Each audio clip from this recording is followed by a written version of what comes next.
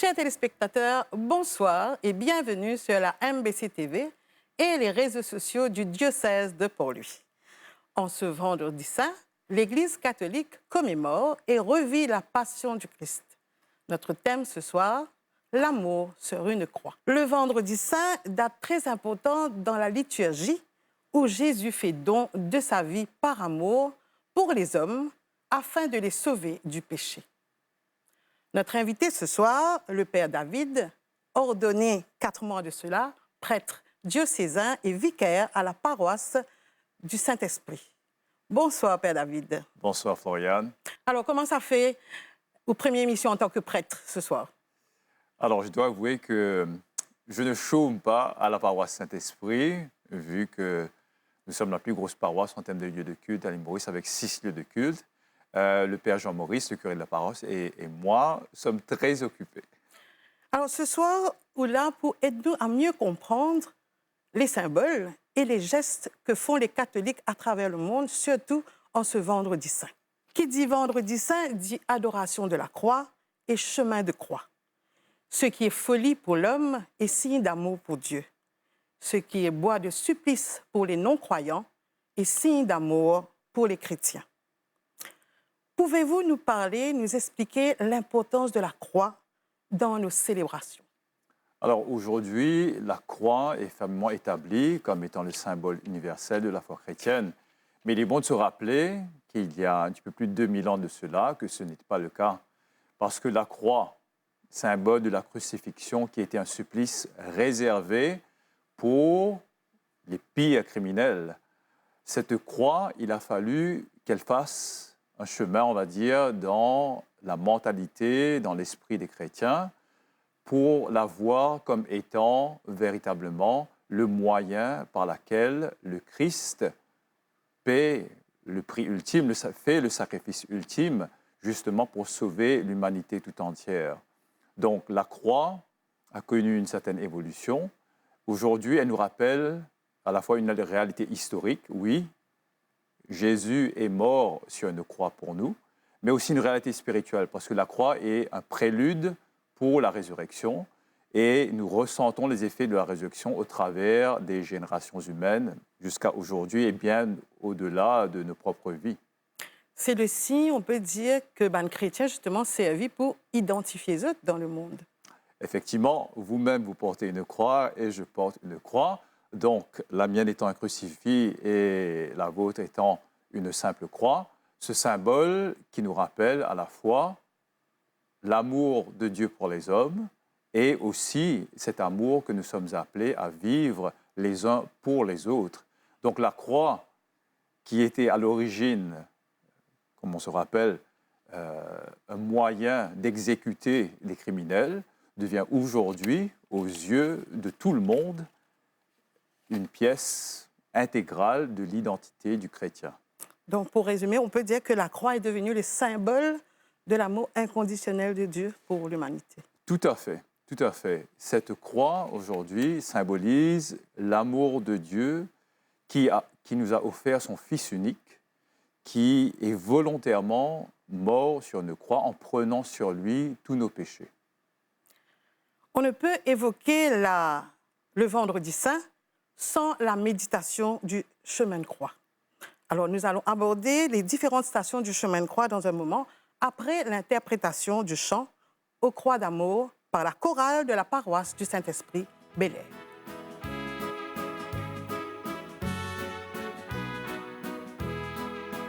Nous chantons la croix du Seigneur qui se dresse sur l'univers comme un signe éclatant de l'amour de notre Dieu. Venez à moi, vous tous qui avez faim du don céleste. Je viens pour partager le pain de votre vie.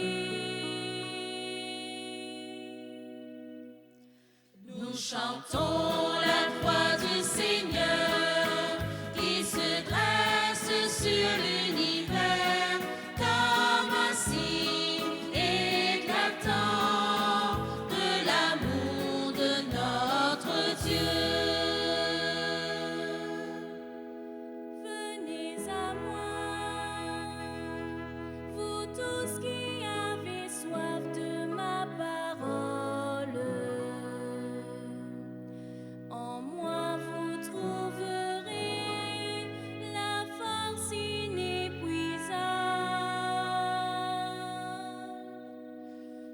Chantons la croix du Seigneur qui se dresse sur l'univers comme un signe éclatant de l'amour de notre Dieu. Parlons du chemin de croix. Selon vous, quelles sont les stations qui pourraient illustrer justement cet amour, cette croix d'amour pour nous les hommes? Alors déjà, historiquement, il faut situer cette tradition du chemin de croix que nous faisons aujourd'hui. Cette tradition date du IVe siècle, après la conversion de l'empereur Constantin. Nous notons que des pèlerins font le voyage à Jérusalem, justement pour retracer ces derniers moments dans la vie du Christ. Donc traditionnellement, au IVe siècle, les pèlerins commencent ce pèlerinage, ce chemin de croix, en commençant par la maison de Pilate pour terminer au tombeau de la résurrection. Aujourd'hui, nous connaissons 14 stations, mais il faut savoir qu'au fil de 2000 ans, nous avons eu plusieurs nombres de stations, à un moment 11, peut-être moins que ça. Alors, concernant les stations qui sont, on va dire, les stations elles-mêmes sont des moments clés dans la passion du Christ. Nous pouvons noter, par exemple, la deuxième station où Jésus est chargé de la croix, la cinquième station qui vient nous rejoindre dans nos propres vies, là où les soldats romains prennent un passant, Simon de Cyrène, et lui demandent de porter la croix de Jésus pour le soulager sur ce chemin. Ensuite, nous notons aussi la 11e station où Jésus est cloué à la croix, la 12e station où Jésus meurt sur la croix, sans oublier la 13e station où Jésus est descendu de la croix, où sa mère Marie le reçoit. Et comment pouvons-nous traduire ces 5 stations que vous venez de mentionner comme l'amour justement inconditionnel de Dieu pour l'homme? Est-ce que chaque station a un message particulier? Certainement, il faut savoir que si on prend déjà la 2e station, après avoir été jugé coupable, bien qu'étant innocent, Jésus est chargé de la croix. Ce symbolisme d'être chargé de la croix, c'est que Jésus accepte volontairement de prendre sur lui le poids de tous nos péchés. La 5e station, là où Simon de Cyrène, qui est un passant, qui regarde ce qui se passe, et là, les soldats romains le forcent à aider Jésus, peut venir nous rappeler aussi nos propres vies, là où quelqu'un nous demande de venir l'aider, et nous sommes réticents peut-être à faire ce pas vers cette personne qui a besoin de notre aide parce qu'on est occupé, préoccupé par autre chose. Mais au final, quand Simon de Cyrène aide Jésus, il soulage la peine de Jésus, tout comme nous-mêmes, nous pouvons le faire vis-à-vis de nos frères et sœurs. Nous soulageons leur peine et nous participons volontairement à la mission du Christ lui-même. Et la 11e station, là où Jésus est cloué sur la croix, on se rappelle justement que les soldats romains lui transpercent ses mains et ses pieds.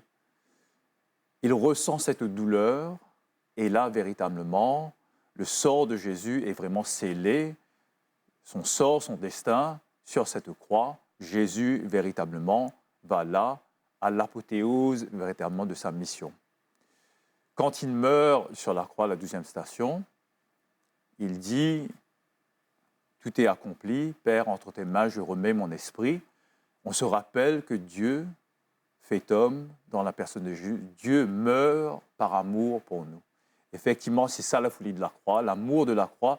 Dieu accepte de mourir, de connaître la mort par amour pour nous. Et bien sûr, quand Jésus descend de la croix à la 13e station, un peu comme on cueille un fruit d'un arbre, sa mère le reçoit dans ses bras. On se rappelle cette belle image de Michel-Ange qui a sculpté la Pietà, qui se trouve dans la basilique Saint-Pierre à Rome. Cette mère qui a souffert, a ressenti véritablement cette douleur de son fils et qui est là, fidèle au pied de la croix, et qui maintient, malgré cette douleur, son espérance dans le Seigneur.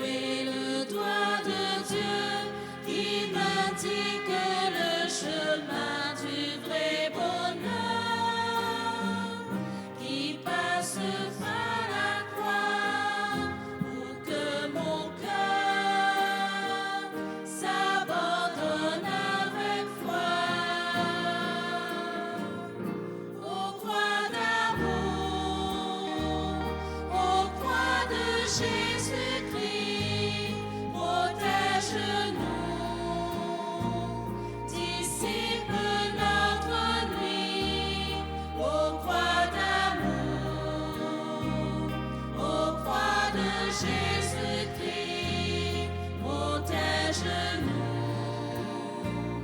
illumine nos vies. Lumière dans la nuit, comme une étoile des cieux, ta clarté me conduit vers le cœur même de Dieu, au coin d'amour. Quand je suis dans le noir, sois mon secours, ravive mon espoir. Au coin d'amour, au coin de Jésus-Christ, protège-nous, dissipe notre nuit. Au coin d'amour, au coin de Jésus-Christ, protège-nous, illumine nos vies. En 2025, comment vous, jeunes prêtres, vivez-vous ce vendredi saint avec vos paroissiens ou vous-même en tant que prêtre? Alors, en même temps que mes paroissiens, nous allons participer ce vendredi saint à cette célébration de l'adoration de la croix. À travers ce geste d'embrasser ou de se prosterner devant cette croix, nous allons nous humilier véritablement devant l'amour de Dieu. Faire ce geste symbolique nous rappelle que véritablement, Dieu s'est offert en sacrifice pour nous. Il a payé le prix de tous nos péchés. Et Jésus ne nous réclame rien en retour.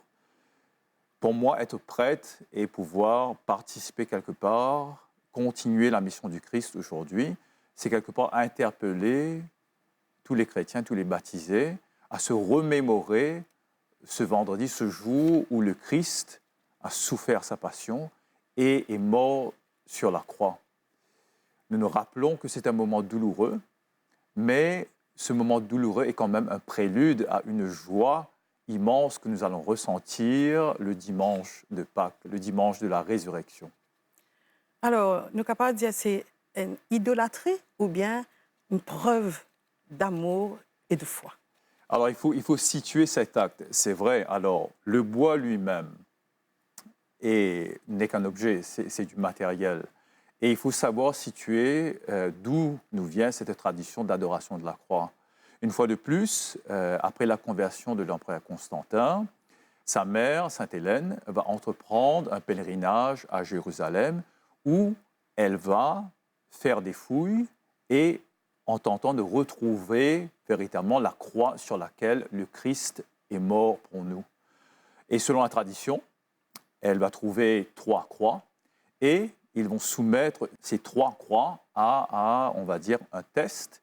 Ils vont exposer ces 3 croix à une dame qui est mourante. Et après avoir prié sur elle, à un moment donné, en touchant une croix, elle va miraculeusement guérir.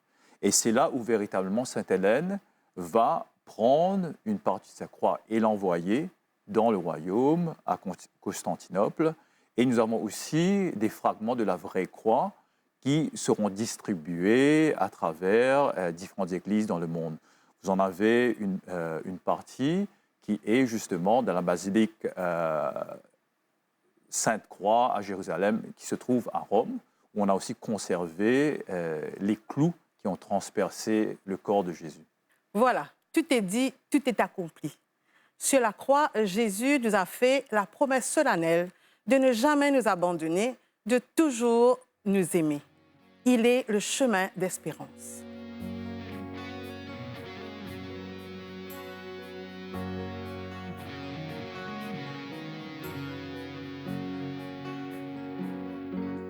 Au-dessus des puissances, au-dessus des rois, au-dessus de la nature et de la création, au-dessus de tout.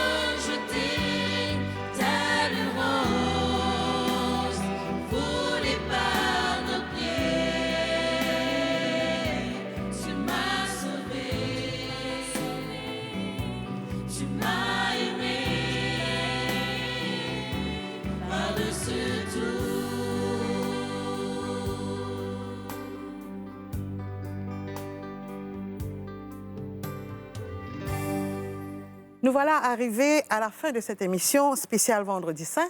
Merci à vous, Père David, d'avoir été des nôtres ce soir. Merci Florian de m'avoir reçu ce soir.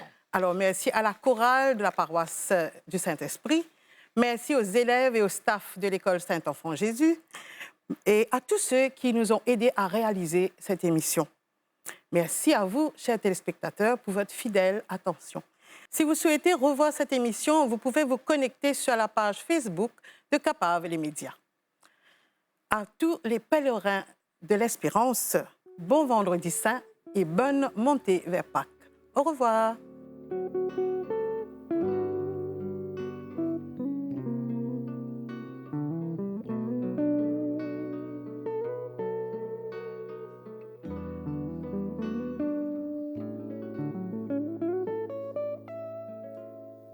Vous n'aurez pas compris lorsque viendra mon heure.